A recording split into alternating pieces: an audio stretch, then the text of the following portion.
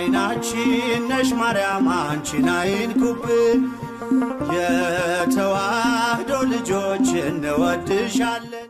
ሰላም ጤና ይስጥልኝ የተከበራችሁ የእማማ ሚዲያ አድማጭ ተመልካቾቻችን እንደምሰነበታችሁ። ዓመታዊ የስብከተ ወንጌል ቀን በወንጌል ኮነ ሕይወተነ በሚል መሪ ቃል ሚያዝያ 19 ቀን 2018 ዓ.ም በመንበረ ጸባዖት ቅድስት ሥላሴ ካቴድራል መንፈሳዊ ዩኒቨርሲቲ የስብከተ ወንጌል አዳራሽ ተከብሮ ውሏል። አብራችሁን ቆዩ። በቅድሚያም ለመርሃ ግብሩ መነሻ ይሆን ዘንድ ቀኑን በተመለከተ ከተዘጋጀው መጽሔት የመግቢያ ሐሳብ ጥቂት ወደ እናንተ እናደርሳለን።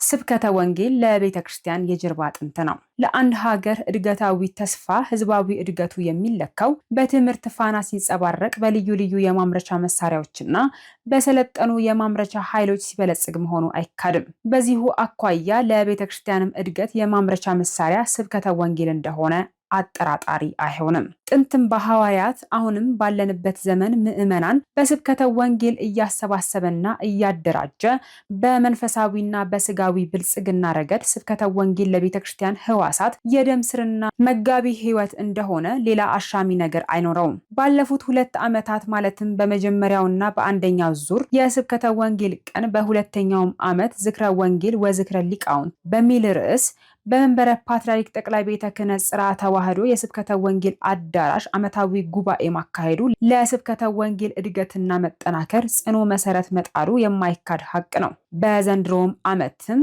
ሚያዝያ 19 ቀን 2018 ዓ.ም በወንጌል ኮነ ሕይወተነ በሚል መሪ ቃል ለሶስተኛ ጊዜ የሚካሄደው ታሪካዊ የስብከተ ወንጌል ዓመታዊ በዓል የስብከተ ወንጌል አገልግሎት ከመስፋፋትም በላይ የቅድስት ቤተ ክርስቲያን አብይ አጀንዳ ሆኖ ስለመቀጠሉ ማሳያ ነው። አባቶቻችን እንዳስተማሩን ስብከተ ወንጌል ሊተማመኑበት የሚገባ የእግዚአብሔር ረቂቅ ኃይል ነው። ረቂቅ የሆነው የስብከተ ወንጌል መንፈሳዊ ሰይፍ በረቂቃን አጋንንት ላይ በሚብለጨለጭበት ብሔር የእግዚአብሔር መንፈስ ረድኤት በየጸላቱ በየጠበላቱ በየካህናቱ እያደረ ተአምራት መንክራት ኃያላት ማለትም ደዌያን የመፈወስ አጋንንትን የማስወጣት ሙታንን የማስነሳት ስልጣን ይሰጣል።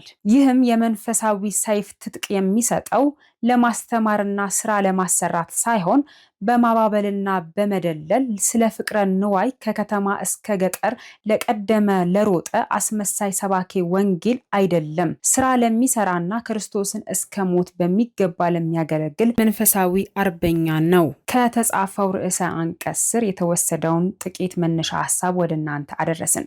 አሁን ስትራቴጂው ያወጣሉ። እሱን ከተለስ እስከወጡ ድረስ ግን መጀመሪያ ከመጀመር የሚለው ነገር በጣም ትልቅ ነገር ነው እና እኔም ድረስ ነገር ለማገራችሁና ሌትስ ሜክሪ ጋድ ኢዝ ኦርቶዶክስ ሃውስ የሚላል የራሽን ተፈክር ለራሽ ኦርቶዶክስ ተፈክር እግዚአብሔርን የእውነት አምላክ የሚያደርገው በኦርቶዶክሳውያን ቤት የእውነት አምላክ የሚያደርገው የሚል እና እኔ ከሰማው ከተግባባ የዛሬ ልባችሁ ከነከው የእውነት እንዳላችሁ እንዲያመሰግናት ልባችሁ ከነከው እኔ ከዛሬ ጀምሮ እግዚአብሔር ሐዋርያ ነኝ እግዚአብሔር በልቤም በእውነትም በሕይወትም ይሰብከዋል የሚለው ለራሳችሁ ሀሳብ ወስዳችሁ ራሳችንን እንድንሰራ የመጀመሪያ ነው የሚለው እሺ ክቡራን አባቶቻችን ቃልዎት ያሰማልን። እኔ ሌላ ምለው ነገር የለኝም። በሙሉ ያነሳችሁት ሀሳብ፣ ጥያቄ፣ አስተያየት ሁሉም ማለት በሚቻል ደረጃ በጠዋቱ በሪፖርታችን ላይ ባቀረብነው ላይ በ10 ዲፓርትመንት በ36 ንዑሳን ዘርፎች በተጠናው ጥናትና አፈጻጸም መመሪያችን ላይ የተካተቱ ናቸው።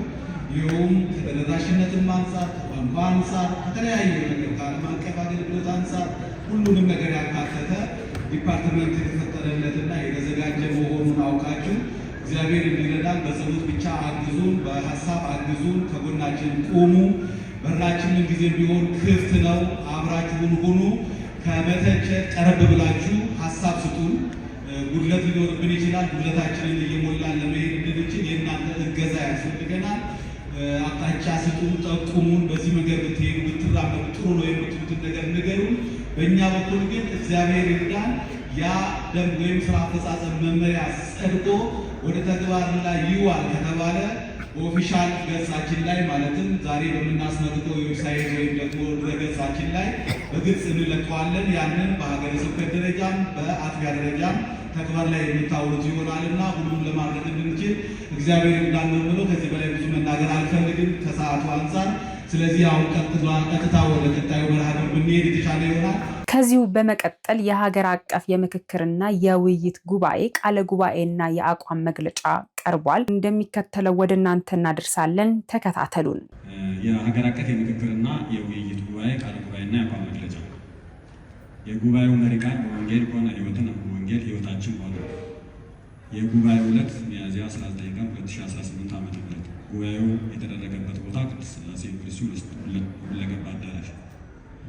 በጉባኤው የተገኙ ተሳታፊዎች ብፁዕ አቡነ ሳዊሮስ የመንበረ ፓትርያርክ ጠቅላይ ቤተ ክህነት ዋና ስራ አስኪያጅ፣ የደቡብ ምዕራብ ሸዋና የሸገር ከተማ ሀገረ ስብከት ሊቀ ጳጳስ፣ የምስካየ ኅዙናን መድኃኔዓለም ገዳም የመለያ ኃላፊ እና የቅድስት ሥላሴ ዩኒቨርሲቲ ቦርድ ሰብሳቢ፣ ብፁዕ አቡነ ዲዮስቆሮስ የቅዱስ ሲኖዶስ ዋና ጸሐፊ፣ የራያ ሀገረ ስብከት ሊቀ ጳጳስ፣ የማኅበራት ማደራጃ መምሪያና የቤተ መጻሕፍቱ መዘክር መምሪያ የመለያ ኃላፊ፣ ብፁዕ አቡነ ማርቆስ የስብከተ ወንጌልና ሐዋርያዊ ተልእኮ መምሪያ ሊቀ ጳጳስ፣ ብፁዕ አቡነ ሕርያቆስ የአዲስ አበባ ሀገረ ስብከት የሀዲያና የሰንደቄ ሀገረ ስብከት ሊቀ ጳጳስ፣ ብፁዓን አበው ሊቃነ ጳጳሳት፣ ክቡር ንቡረ እድ ኤልያስ አብርሃ በመንበረ ፓትርያርክ ጠቅላይ ቤተ ክህነት የመንፈሳዊ ዘርፍ ምክትል ዋና ስራ አስኪያጅ፣ ክቡር ረዳት ፕሮፌሰር ግርማ ባቱ የመንበረ ፓትርያርክ ጠቅላይ ቤተ ክህነት ኢኮኖሚና ማህበራዊ ዘርፍ ምክትል ስራ አስኪያጅ፣ ክቡር መላከ ሰላም ዳዊት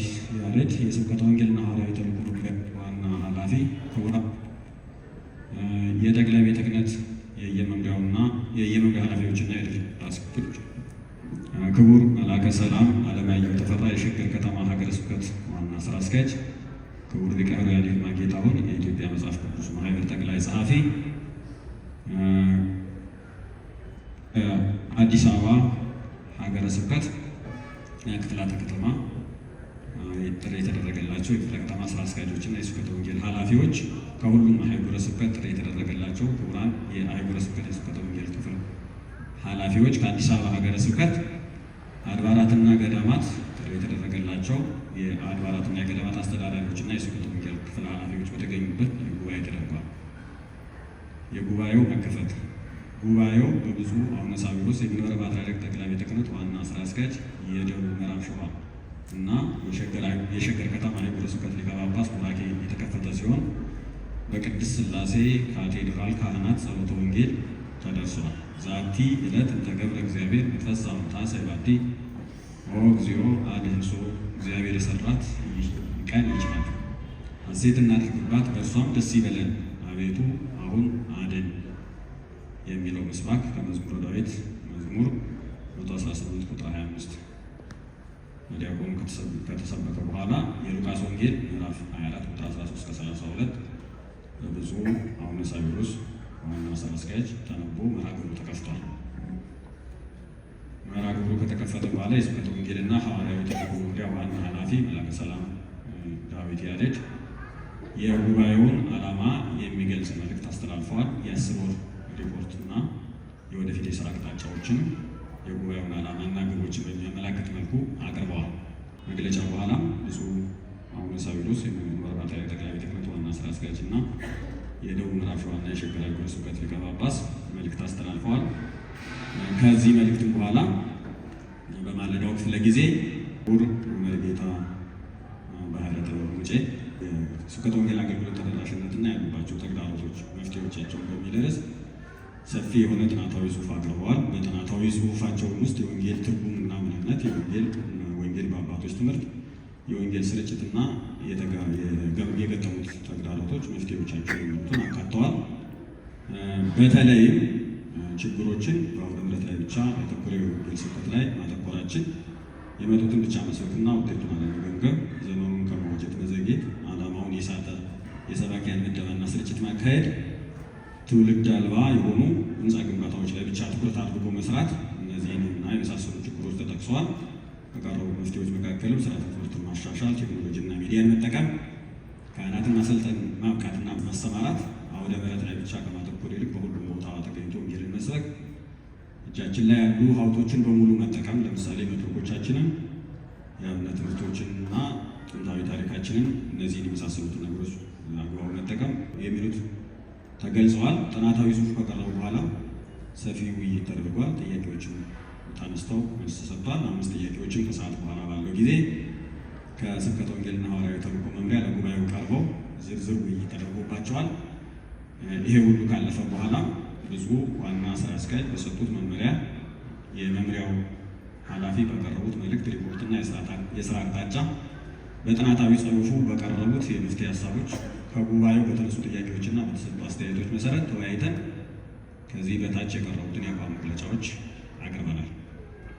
አንደኛ፣ ብፁዕ አቡነ ሳዊሮስ የመንበረ ፓትርያርክ ጠቅላይ ቤተ ክህነት ዋና ስራ አስኪያጅ፣ የደቡብ ምዕራብ ሸዋና የሸገር ሀገረ ስብከት ሊቀ ጳጳስ ወደ ስራ አስኪያጅነት ከመጡበት ጊዜ ጀምሮ በዋናነት ሊሰሩባቸው ትኩረት ካደረጉባቸውና በእቅድ ከያዟቸው አቅጣጫዎች ዋናው ስብከተ ወንጌል እንደመሆኑ መጠን ቀደም ሲል በደቡብ ምዕራብ ሸዋና በሸገር ሀገረ ስብከት የታየው ፍሬያማ የስብከተ ወንጌል እንቅስቃሴ በብፁዕነታቸው መመሪያ ሰጪነት በሁሉም አህጉረ ስብከት የወንጌልን ዓላማ መሰረት ባደረገ መልኩ ለማስፋፋት በትጋትና በታማኝነት እንሰራለን።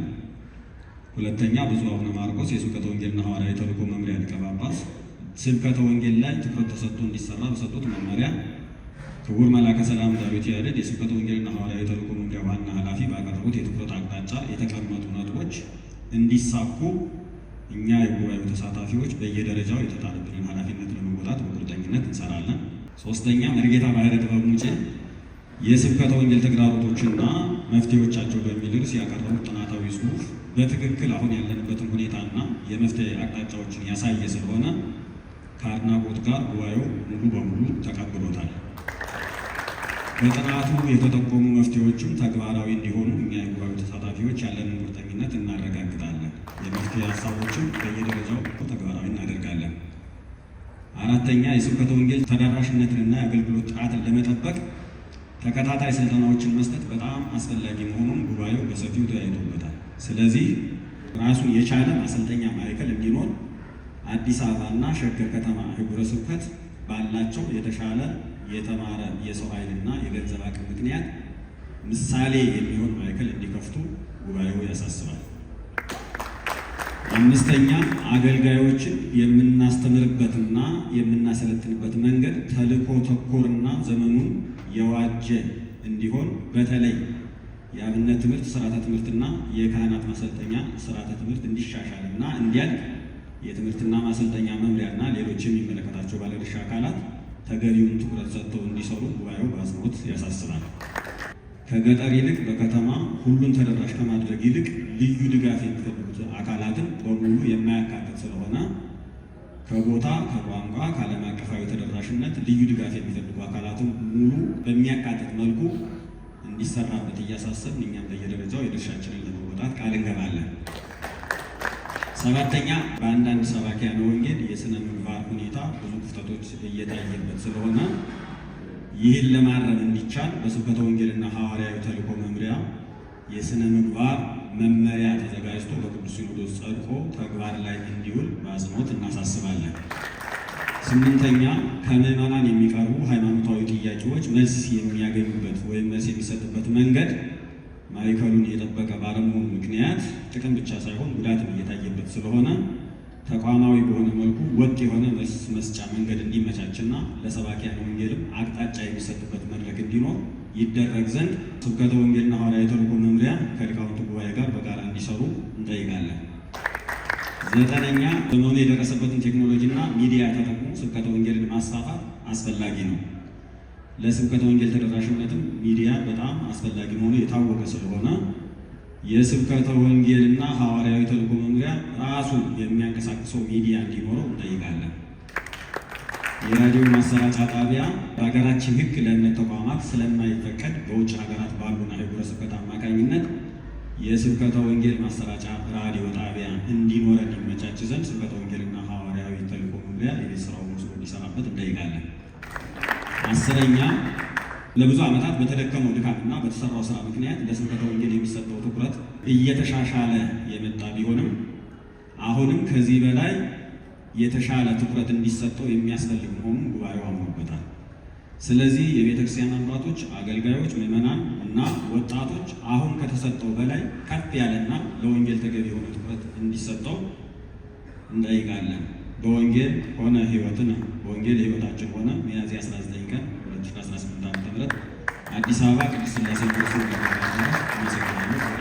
በመጨረሻም በብፁዕ አቡነ ማርቆስ በመንበረ ፓትርያርክ ጠቅላይ ቤተ ክህነት የስብከተ ወንጌልና ሐዋርያዊ ተልእኮ መምሪያ ሊቀ ጳጳስ ቃለ ምዕዳንና ቡራኬ መርሃ ግብሩ ተጠናቋል። ቀጥታ ከዚህ በመቀጠል እስካሁኗ ደቂቃና ሰዓት ድረስ ከመርሃ ግብሩ መዘጋጀት በፊት ጀምሮ ከማቀድ አቅዶም ወደ መሬት እንዲወርድ ከማድረግ አንጻር በየዕለቱ ቢሮ በመገኘት በስልክ እየደወሉ በመቀስቀስ መርሃ ግብሩ ውጤታማ እንዲሆን ስኬታማ እንዲሆን በማድረግ ዙሪያ ላይ ለወንጌል ያላቸው ልብ የበረታና የጸና ከመሆኑ አንጻር ከምንም ነገር በፊት ከሁሉ ነገር የሚቀድመው ወንጌል ነው የሚለውን ብሂላቸውን መሰረት አድርገው መምሪያችንን በጥሩ ሁኔታ እያበረታቱ እዚህ ደረጃ ላይ እንዲደርስ ያደረጉት ብፁዕ አባታችን አቡነ ማርቆስ ናቸውና እባካችሁን በእኔ ስምም እንድታመሰግኑልኝ በእግዚአብሔር ስም እጠይቃለሁ።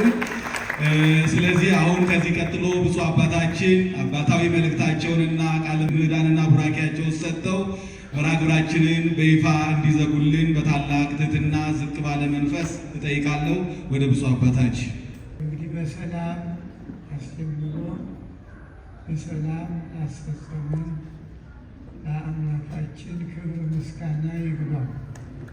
ጉባኤው በእውነት በጣም ደስ የሚል መንፈስ እግዚአብሔር ያለበት የመርሃ ግብሩ አያያዝ የመምህራችን የስብከተ ወንጌል ችግርና መፍቻ የእናንተም ማዳበሪያ ሀሳብ ውይይት በጣም ጠቃሚ ነው። ግን ምንድነው የአንድ ቀን እየሆነ እንደ ውጥረት የበዛበት እየሆነ እናንተም ትንሽ የእረፍት ጊዜ ስላላገኛችሁ ይሄ ትንሽ ለሚመጣው እንደው አገርም ሰላም ሆኖ በጠቅላላ ሁሉ ነገር ተስተካክሎ ቴክኖሎጂውን በመጠቀም እንግዲህ አንዱ ትልቅ ዕድል ይኸው የመልእክት ማስተላለፊያው ተመርቆ ተከፍቷል። ነገር ግን በማስታወቂያ ደጋግሞ እንዲነገር ነው። የሰላም አምላክ የዋልንበትን ያቀድነው ሁሉ እንዲሳካ ያደርግልን። እናንተንም በሰላም እንደመጣችሁ በሰላም ወደ የቤታችሁ ያግባችሁ። ቀኑን የባረከ አምላክ ሌሊቱን ይባርክልን። ሀገራችን ኢትዮጵያን ሰላም ያርግልን። እመቤታችን ረድኤት በረከት ይደርብን። አባታችን ሆይ